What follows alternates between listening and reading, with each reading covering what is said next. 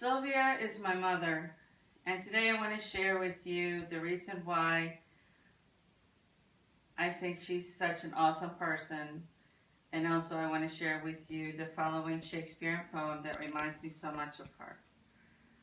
Who is Sylvia?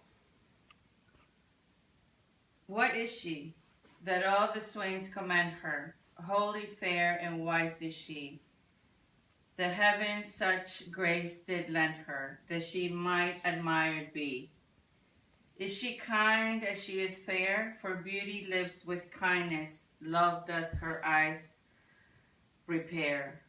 To help him of his blindness, and being helped inhabits there. Then to Sylvia let us sing, that Sylvia is excelling. She excels each mortal thing upon the dull earth dwelling. To her let us garlands bring.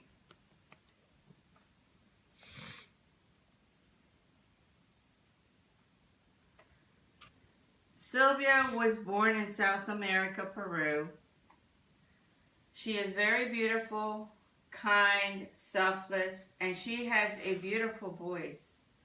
She loves to sing and often sings for her church. She enjoys keeping in touch with her relatives by posting pictures and communicating on Facebook. She lived with her mother, father, and was the oldest of 4 sisters and 1 brother. Her mother died when she was 13 years old. Sylvia, my mother, immediately took the place of her mother with her siblings. She looked after them and loved them as much as a mother would have. My mother eventually was married at the age of 19 and moved out. Her father, my father, also 19, allowed my mother's siblings to live with them. Somehow they managed, and they lived with them until everyone eventually moved out to form their own families. When my parents moved to the United States of America, my mother did not forget her siblings, and she would help all of them except 1 sister eventually gain their residency in the United States. She felt very sorry for the sister that was not able to come and gave her the house where we used to live. My parents had 3 children, 2 girls and 1 boy. When I was 3 years old, I got very sick, and my parents were told I had polio. I could no longer walk, and my right leg was affected.